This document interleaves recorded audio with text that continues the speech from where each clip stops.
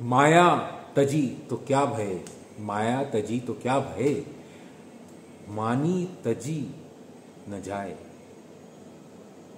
माया, ध्यान से सुनिए, माया तजी तो क्या भय, मानी तजी न जाए। मानी बड़े मुनियर गिले, मानी बड़े मुनियर गिले, मानी सबनी को खाए,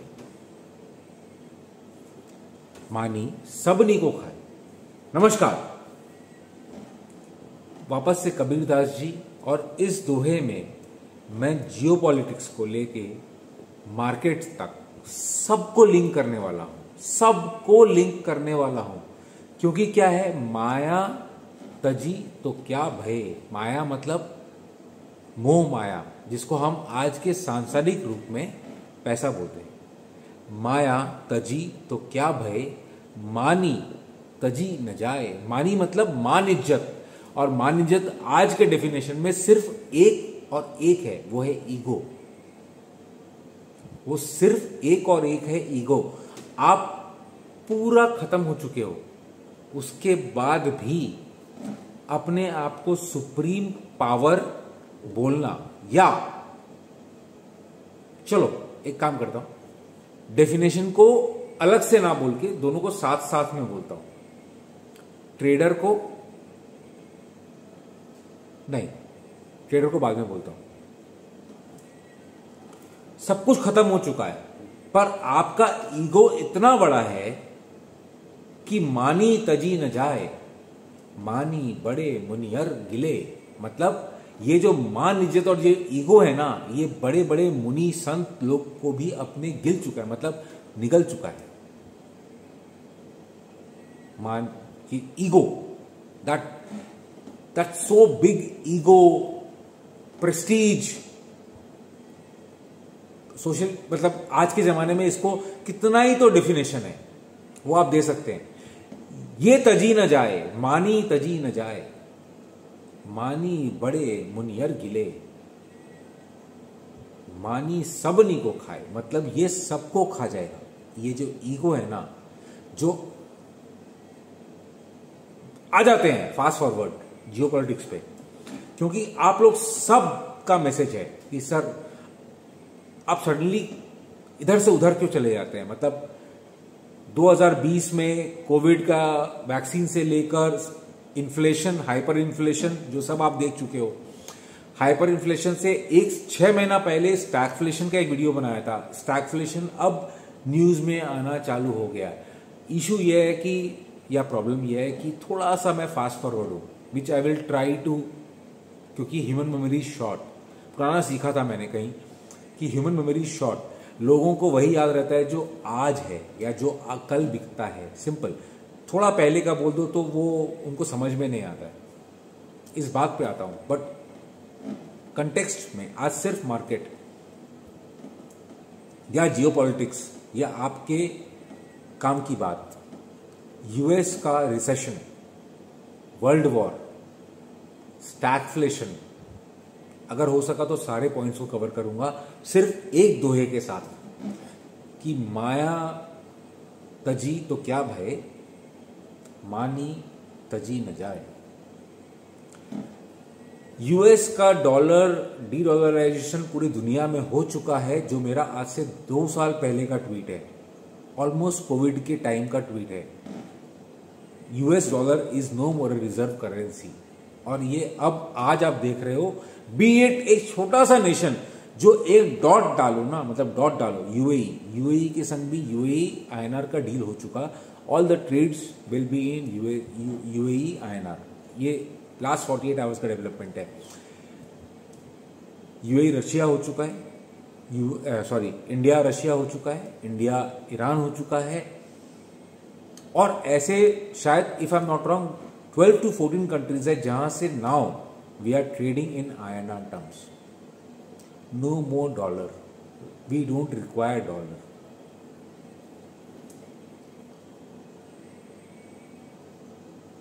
मानी तजी न जाए। यूएस आज भी उस ईगो में है कि वो आज भी सुप्रीम पावर है। जहां फटता भी नहीं है, मतलब एक छेद भी होता है ना, वहां वो अपना टांग अड़ाता है और उस छेद को फाड़ देता है या बड़ा कर देता है। यह हम लास्ट 3 साल से देख रहे हैं। स्टार्ट हुआ था यूक्रेन से और अब चला गया इजराइल पैलेस्तीन पे। जो लोग फॉलो करते हैं they know I disclose everything without any bias. मतलब मैं पॉलिटिकल बायस पे नहीं जाना चाहता हूं and I will try to restrict myself, but आप समझने की चेष्टा करना कि जो 2 साल पहले शुरू हुआ यूक्रेन रशिया से, जहां एक कंट्री जिसको कुछ लेना ना देना वो आकर इंटरफेयर करता है और बोलता है मैं आपको वेपन्स दूंगा। अगर यूएस या ये कंट्रीज जिसको हम यू बोलते हैं, जिसको हम जो भी बोलते हैं नाटो बोलते, अगर ये वेपन्स नहीं देता तो ये उस समय खत्म हो चुका होता। मैंने एक वीडियो बनाया था, 27 दिन के आगे का वॉर चला गया, अब ये वॉर वर्ल्ड वॉर पे एंड होगा। I stick to that prediction. अब उसके बाद वर्ल्ड वॉर कभी भी एक दिन में शुरू नहीं होता है, ध्यान रखिएगा। मैं आज जियो पॉलिटिक्स पे ज्यादा समय दूंगा बिकॉज बहुत लोगों का रिक्वेस्ट था कि सर आपका फोटे है जियो politics, because I study lot of economies. तो आज यूएस पे डिस्कस करेंगे, बाद में इंडिया और ट्रेडर्स पे आएंगे कि कैसे ट्रेडर्स के लिए दोहा इंप्लाई करता है कि माया तजी तो क्या भय, मानी तजी न जाए। कहां ट्रेडर्स रॉन्ग हो जाते हैं अपने लाइफ में, उस पे बाद पे आते हैं। यूएस इकोनॉमी जो अफगानिस्तान से इमीडिएटली हार सामना करने के बाद, and tell me how many wars US has won, वो जहां जहां घुसता है वहां रायता बिगाड़ के बाहर निकलता है, करेक्ट। तो अफगानिस्तान के निकलने के बाद एक शेमफुल एग्जिट के बाद उसके बाद उसको फिर मिलता है यूक्रेन रशिया। यूक्रेन रशिया के बाद वो खत्म नहीं होता है, उसके पहले उसको एक एजेंडा मिल जाता है इजराइल पैलेस्तीन का, और वो खत्म नहीं होता है, उसके पहले वो ईरान के साथ 1:1 कन्फ्रंटेशन में आ जाता है। कैसे, आपको याद है बाइडन, यही बाइडन है ना प्रेसिडेंट, जो यूक्रेन रशिया का अटैक हुआ नहीं था उसके पहले 48 घंटा से बोलना चालू कर दिया था रशिया अटैक करने वाला है, रशिया अटैक करने वाला है, रशिया अटैक करने वाला है, रशिया अटैक करने वाला है। मानी तजी न जाए यार, कहीं ना कहीं तो पुतिन का भी मान है ना, मान सम्मान है कि सब कुछ है सामने, तो मैं कर क्यों नहीं रहा हूं। अदरवाइज आई विल बी क्या बोलते हैं उसको, लोग बोलेंगे देखा कर नहीं पाया, हिम्मत नहीं था, वो किया। यूक्रेन रशिया आज तक चल रहा है, इजराइल पैलेस्तीन, इजराइल शुरू हुआ, ईरान के साथ क्या हुआ, ईरान अटैक करने वाला है, ईरान अटैक करने वाला है, ईरान अटैक करने वाला है, ईरान अटैक करने वाला है, फिर क्या हुआ। मेरा YouTube चैनल स्टार्ट से आज तक जो फॉलो कर रहा है वो सिर्फ एक बात जानता है कि मेरा चैनल के पीछे सिर्फ एक है, वो है नैरेटिव।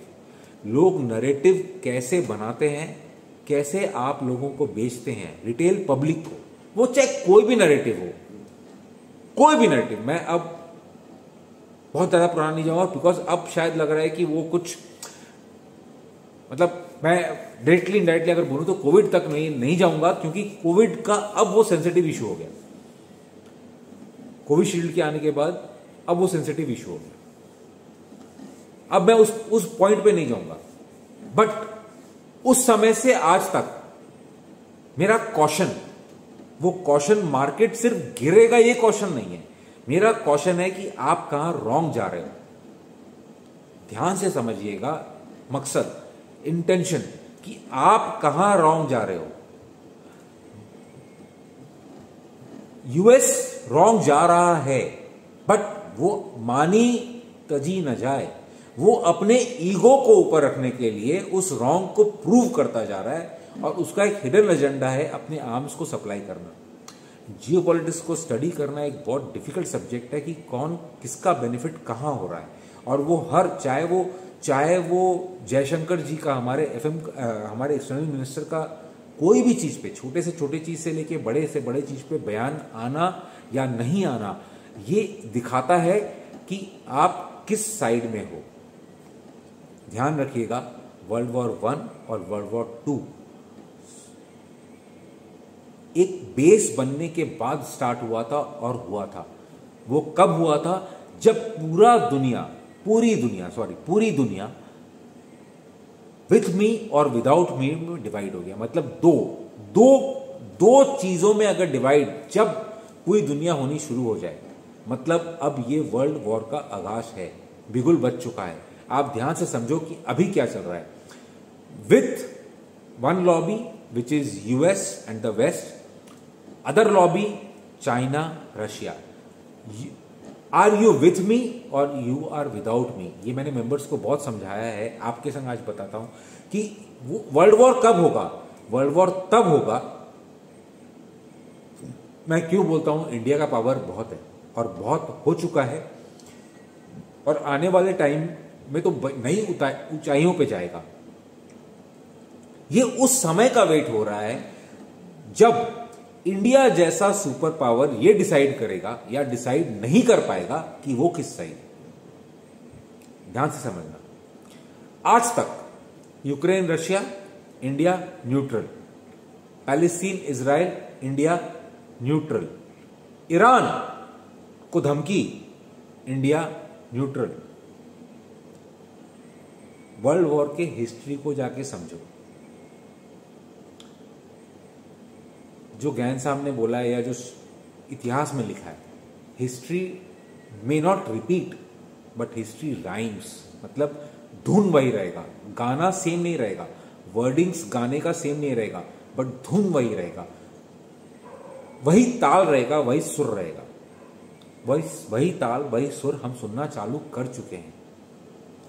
बार बार बोलता हूं, मेरा चैनल इन्वेस्टर्स के लिए नहीं है। जो सोचते हैं इन्वेस्टर्स की मेरा 10 साल 15 साल का होराइजन है, वो प्लीज मेरा चैनल ना देखें। रिवाइंड, मेरी बेटी वापस आ गई। कैसे, कहां से आ गई? 4 साल का पोस्ट ग्रेजुएशन कोर्स करके कल ही वापस आई है। और I am a proud father, I am very very proud father. उसका पोस्ट ग्रेजुएशन का जो प्रोजेक्ट था, final project, that was on mental पैथसी स्टूडेंट्स। उसके लिए उसने एक टॉय डिजाइन किया है जो फील किया जा सकता है, और वो एक टॉय पजल है। उस पजल को कंप्लीट करो तो एक साउंड निकलता है जो मेंटल पैथसी के कई सारे सेंस ऑर्गन्स को ट्रिगर करता है।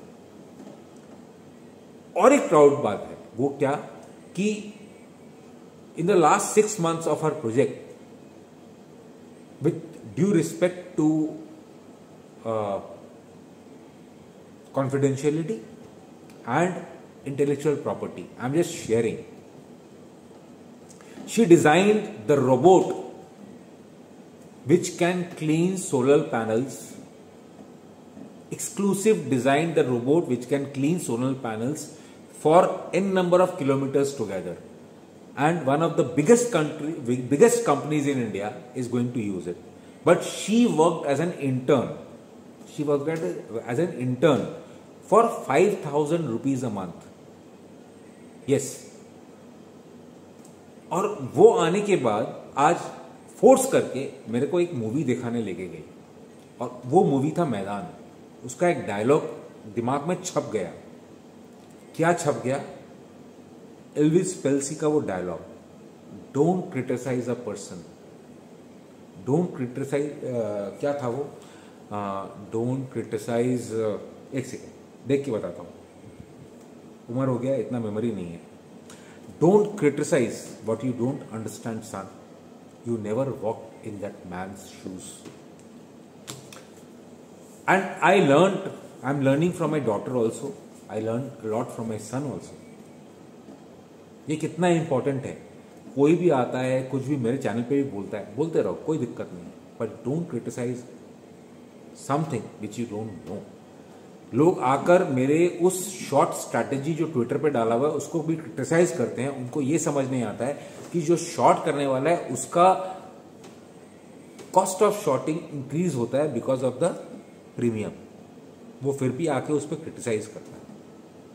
जिस दिन आप क्रिटिसाइज करना छोड़ दोगे, उस दिन your journey of moving ahead starts. I am not मैंने बोला .com, आप समझो यूएस, एंड इसके पीछे में चले जाओ Germany. when they started thinking, जब वो सोचना चालू कर दिए कि वो वर्ल्ड को मैन्योर कर सकते हैं, वो वर्ल्ड के राजा हैं, वो वर्ल्ड के राजा हैं। आप इतिहास में जाओ और ये देखो कि उनका डाउनफॉल कहां से शुरू हुआ। और आज के दिन में अगर यही गलती, मैं एडवांस में बोल रहा हूं, यही गलती अगर चाइना कर रहा है, वर्ल्ड वॉर 3 का परिप्रेक्ष्य पूरा क्लियर लिखा जा चुका है। ध्यान से समझना, एक तरफ जर्मनी, एक तरफ चाइना, वहां नाजी, यहां डिक्टेटरशिप बोलेंगे ना, एक तरफ एक दुनिया, एक तरफ दूसरी दुनिया। ये पूरा परिप्रेक्ष्य अब लिखना शुरू हो चुका है और ये लिखा जाएगा कब, कहां, ये हम सब देखेंगे, हम सब देखेंगे। इशू ये नहीं है कि मैं डरा रहा हूं, आपको फिर लगेगा कि मैं डरा रहा हूं, मैं डराने के लिए नहीं आया हूं, मेरा काम डराना नहीं है, मेरा काम फिर अगेन वही एक शब्द बोलूंगा, कॉशन, सिर्फ और सिर्फ कॉशन, कि हम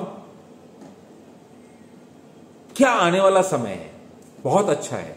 अगर मैं ये बोलना चालू कर दूं कल से, अरे इंडिया का ये अच्छा है, वो अच्छा है, इंडिया तो सब कुछ अच्छा है। इनफैक्ट अगर मैं सच बोलूं तो इंडिया का कुछ नेगेटिव दिख ही नहीं रहा है, इंडिया में सब कुछ अच्छा है अभी, और आने वाले कुछ सदी तक इंडिया ही रूल करने वाला है। बट अगेन, जो ट्रेडर देख रहा होगा या जो इन्वेस्टर छोटे टाइम फ्रेम के लिए ये वीडियो अगर देखा और इस बात को दिमाग में डाल लिया और इन्वेस्ट कर दिया या ट्रेड कर लिया, और फिर वही कहानी, don't criticize something which you don't no.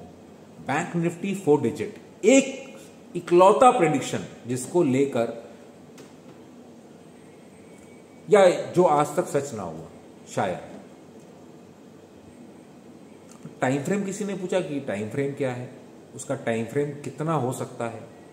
Obviously जब आज से 6 महीने पहले बोला था उस समय 46-47,000 बैंक निफ्टी था, अभी हाईएस्ट कितना हो गया 49,000 समथिंग। पर 1-1.5 साल के बीच में उतना, तो अगर आप जिसको बोलते हैं गॉड डैम इट, अगर आप बैंक निफ्टी फ्यूचर परचेज किए होते तो उसका कॉस्टिंग अभी उससे ऊपर होगा। तो मैन टू मैन मार्किंग, जैसे आज मैंने फुटबॉल देखा तो मैन टू मैन मार्किंग मतलब एप्पल टू एप्पल कंपैरिजन, तो कंपैरिजन करना है या अगर डिस्कस करना है तो वो डिस्कस करो ना जो 1:1 हो। उस समय से अभी तक बैंक निफ्टी स्पॉट में क्या हुआ उससे मतलब नहीं, स्पॉट आप बाई नहीं करते हो, आप बाई करते हो फ्यूचर।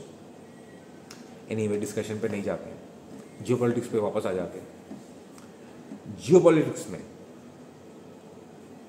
यूएस ये लड़ाई कराता जा रहा है, और कराने के पीछे इसका मकसद क्या है, उसका जीडीपी खुद खराब हो रहा है, बट उसके जीडीपी में जो वो आर्म्स बनाकर बाकी दुनिया को बेच रहा है लड़ाई करवा के, जो आज तक वो करवाता आया था, मतलब एजेस से, मतलब वो ईरान इराक हो, वो सऊदी हो, फिर वो पता नहीं कितने कितने वॉर कराए और हर सब कुछ हारा है, मतलब देयर इज नो पेडिग्री नहीं है उसका, बट स्टिल वो अपने आप को राजा समझता है। मानी तजी न जाए, माया तजी तो क्या भाई, पैसा लुटाया जा रहा है, डेट में आ चुका है, बट मानी तजी न जाए, वो अपने आप को सुप्रीम पावर समझने की चेष्टा कर रहा है। वही गलती जो 1940s के पहले ब्रिटिश ने किया था, आप ध्यान से समझना, 1940s के पहले ब्रिटिश ने किया था, अब वो सेम गलती यूएस कर रहा है। और लास्ट 5-7-6 साल से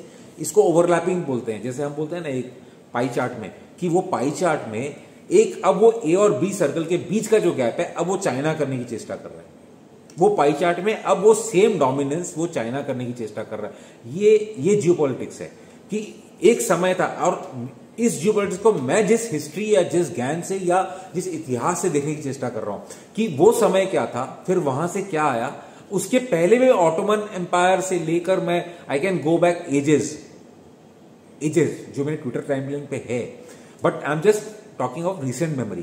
तो कहां recent memory, British, the way they try to influence their power, then Germany के, ध्यान से समझना, देन जर्मनी के, फिर US, no China is coming. सोचो 1+1 शायद कहीं मिल रहा है, बिकॉज ज्ञान साहब ने क्या बोला, history may not repeat but it rhymes, correct. अब आते हैं यूएस इकोनॉमी पे। यूएस इकोनॉमी, स्टॉक मार्केट, हमारा इंटरेस्ट, अब चलो यहां से जियोपॉलिटिक्स बोल दिया, अब स्टॉक मार्केट पे आ जाते हैं। यूएस इकोनॉमी किस शेप में है? आज से 1-1.5 साल पहले मेरा वीडियो था बॉन्ड यील्ड पे, और एक एक्सक्लूसिव वीडियो था जापान के ऊपर कि जापान क्या करने वाला है और जापान को कहां तकलीफ आने वाला है। वो यूएस को सेव करते करते वो खुद मर जाएगा।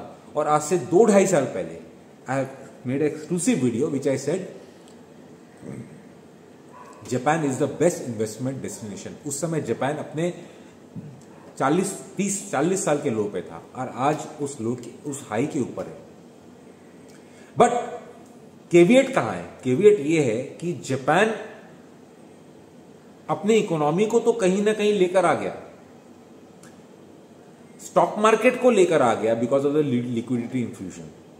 बट आप ये समझने की चेष्टा की हो कि जापान खुद किस स्पाइरल में फंसा हुआ है। उसके पास बॉन्ड है, यूएस के संग उसका टाइप है, यूएस के संग उसका डिफेंस एग्रीमेंट है, वो उस बॉन्ड को बेचकर डॉलर को बेच नहीं सकता है, और डॉलर, बिकॉज डॉलर क्रैश कर जाएगा। उसका येन क्रैश किए जा रहा है, डे बाय डे उसका येन क्रैश किए जा रहा है। वो शांत बैठा है, बीच बीच में इंटरफेरेंस करता है, बट वो कब तक इसको झेलेगा, कब तक इसको झेलेगा। इधर और एक कंट्री है China, first highest bond US का किसके पास है? जापान के पास। सेकेंड हाईएस्ट किसके पास है? चाइना के पास। चाइना एक तरफ क्या कर रहा है, लास्ट 6 महीने 1 साल का डेटा जाके देखिएगा, बॉन्ड्स को बेच रहा है, यूएस डॉलर बाई नहीं कर रहा है, वो उस बॉन्ड्स को बेच के यूएस में ही वहीं का वहीं उसको कन्वर्ट कर रहा है गोल्ड में। वो उसको कन्वर्ट कर रहा है गोल्ड में, वो उसको कन्वर्ट कर रहा है सिल्वर में, वो उसको कन्वर्ट कर रहा है मेटल्स में, वो इसको कन्वर्ट कर रहा है एनर्जी में। बेसिकली उसी से उस बॉन्ड को बेचकर उसी से वो ट्रेड ऑफ कर रहा है एनर्जी से, in the sense beat crude, beat natural gas. आप सोच के देखो ये गेम अब कहां जा रहा है, ये गेम अब कहां जा रहा है। मैं धीरे बोल रहा हूं, सोच के बोल रहा हूं, दिमाग से बोल रहा हूं, बट मेरी बात दिल से निकल रही है। ये गेम कहां जा रहा है? चाइना एक तरफ यूएस को प्रेशर में डालने के लिए उसका बॉन्ड्स बेचे जा रहा है, जापान को बेचना है पर वो बेच नहीं पा रहा है बिकॉज वो यूएस के शरण में। और जापान का इकोनॉमी चाहे जैसा भी हो, पर जापान का करेंसी अपने लोज पे है। और वही कारण है कि DXY, dollar index, all my students know कि मैं कितना एक कुछ समझ के, सोच के और उसका एक मिक्सचर बना के, एक कॉकटेल बना के अपना डिसीजन या अपना व्यू निकालता हूं। अब आ जाइए कि येन का कंट्रीब्यूशन जो DXY में है, उसके कारण DXY आज ऊपर है। आपने इस फ्राइडे थर्सडे का जाकर मूव देखना है कि DXY लो पे आया, इस फ्राइडे का ही, सॉरी NFP डेटा आने के बाद DXY अपने लो को तोड़ता है, बॉन्ड यील्ड्स अपने लो को तोड़ता है, गोल्ड एक स्पाइक मारता है, फिर अपने पूरे वीक का लो को तोड़कर 2277 तक ट्रेड करता है। ऐसा कभी देखा है कि DXY नीचे, गोल्ड नीचे, बुलियन नीचे? आता हूं इस पॉइंट पे वापस। यूएस मार्केट ऊपर जा रहा है लास्ट 2 दिन में। क्यों? क्योंकि इकोनॉमी खराब हो रहा है। मतलब डिस्पैरिटी का भी कोई लिमिट होता है। एंड यही बात मैं आज से 2 साल पहले भी बोलता था कि यूएस इकोनॉमी अच्छा हो रहा है, ये ऊपर जाएगा नहीं। बीच में बोला था यूएस इकोनॉमी खराब हो रहा है, ये नीचे जाएगा नहीं। वाई? कारण बताता हूं, इसका भी कारण बताता हूं। जैसे जब मैं ओपन इंटरेस्ट पे, मैनिपुलेशन पे, एल्गो पे, डेटा के साथ बात करता हूं तो अभी भी I will try to give a true picture to it. ये नहीं कि स्टोरी बता रहा हूं या नरेशन बता रहा हूं या कोई नैरेटिव बता रहा हूं या कोई दिमाग का उपज बता रहा हूं। ध्यान से सुनिएगा। यूएस एक तरफ लड़ाई लड़ रहा है अपने वेपन सेल को, उसका वेपन सेल कैसा है? जिसका पैसा यूक्रेन उसको दे नहीं रहा है, बैलेंस शीट का एडजस्टमेंट है। यूक्रेन बैलेंस शीट का एडजस्टमेंट कर रहा है। एक तरफ यूएस दिखा रहा है उसको लोन दिया, दूसरी तरफ उस लोन के अगेंस्ट में वेपन दिया, बैलेंस शीट एडजस्ट हो गया। मतलब सन्ड्री क्रेडिटर्स, जब पैसा आएगा उसको ही पता हो पैसा आएगा नहीं। अब ये यूएस के पास पैसा कहां से आ रहा है? यूएस गवर्नमेंट अलग है, बाइडेन, यूएस फेड अलग है। ध्यान से समझना, फेड अलग है। मतलब फेड, आप अगर सोचो कि फेड और बाइडेन सेम है, you are mistaken, you are mistaken. कितना बार ऐसा ट्रेजेडी हुआ है ना कि अरे लोन नहीं देगा, कल तक अगर लिमिट नहीं बढ़ा तो कल से सब कुछ बंद, कल से सब कुछ बंद। ये उसका आयरनी है, ऐसा बनाया हुआ उनका स्ट्रक्चर। डिटेल्स में कभी फिर डिस्कस करेंगे कि ये ना फेड अलग है और विच इज एक्चुअली इज, मतलब हमारे इंडिया में भी आरबीआई अलग है। कोई अगर बोले कि आरबीआई को गवर्नमेंट चलाता है, ऐसा नहीं है। आरबीआई अलग है, आरबीआई गवर्नमेंट को पैसा देता है, आरबीआई खुद कमाता है, उसका शेयर गवर्नमेंट को देता है, आरबीआई गवर्नमेंट को लोन भी देता है, आरबीआई गवर्नमेंट का बैंकर भी है। RBI is everything, but RBI separate from Indian government. Same Fed US government से अलग है, सो कॉल्ड। तो इसका मतलब क्या हुआ? अब गवर्नमेंट को यूक्रेन को वेपन्स देना है जिसका पैसा नहीं आने वाला है, तो वो क्या कर रहा है? वो बोल रहा है फेड को आई वांट लोन, तो वो लोन ले रहा है। फेड क्या कर रहा है? वो लोन कहां से ला रहा है? सिंपल, डॉलर प्रिंट, डॉलर को प्रिंट कर रहा है फेड। वो लोन दे रहा है यूएस गवर्नमेंट को, जो कि हम आज जानते हैं कि ट्रिलियंस ऑफ डॉलर तक पहुंच गया। और वो ये विशेष सर्कल में फंस चुका है, ये विशेष सर्कल में फंस चुका है। और अब आप सोच के देखो कि NFP data, farm payroll data, अगर 3 लाख के बदले 175 पे आता है, मतलब अगर एक इकोनॉमी में नया जॉब क्रिएशन 3 लाख के बदले 175 हुआ है, which is bad for the economy. Stock market should crash, but उसके बदले स्टॉक मार्केट बढ़ जाता है। क्यों? सिर्फ ये उम्मीद पे कि वो अच्छा इकोनॉमी पूरा खराब हो जाएगा तो फेड का रेट कटा जाएगा। वो इतिहास फिर again, there are so many myths. क्या मिथ? एक दो बता देता हूं आपको। जैसे क्रूड का गिरना, मार्केट का बढ़ना, मिथ है।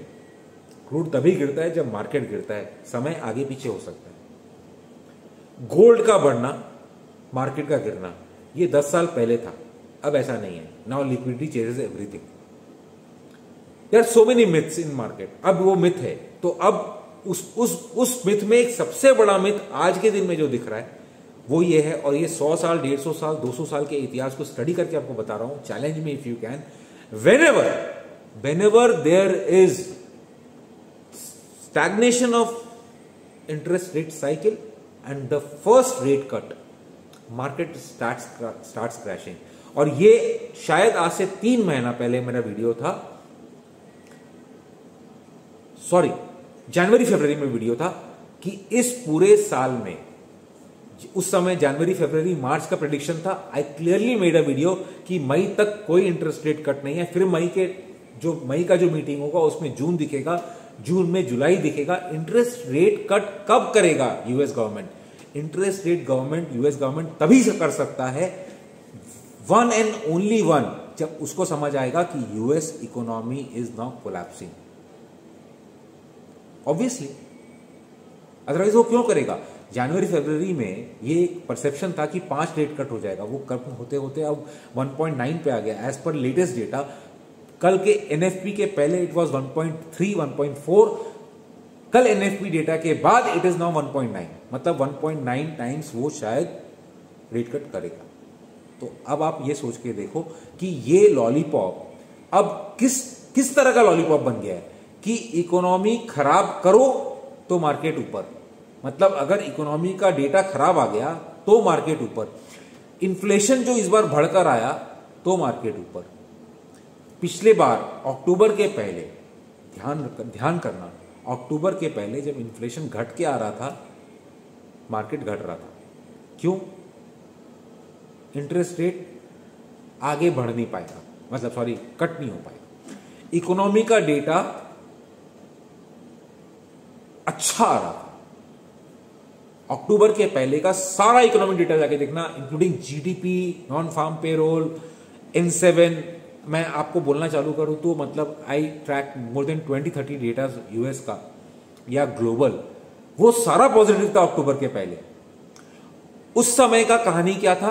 व्हेन आई वाज स्क्रीमिंग कि ये लॉन्ग का साइकिल है, उस समय का कहानी ये है